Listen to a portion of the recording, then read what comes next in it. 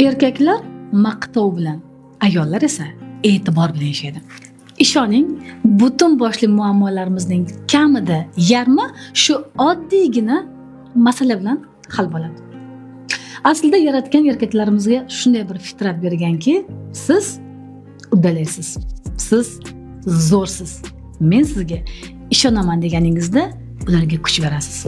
Lekin agar siz qo'ysangizchi, bajara olmaysiz. Bu ham qila olmadi, albatta siz ham qila olmaysiz dedingizmi?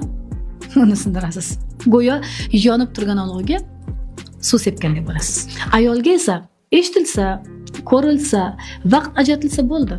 Uning ko'ngli bir pasda joyiga tushadi. Aslida ayolni xursand qilish ham, uni xafa qilish ham bir soniyalik ish.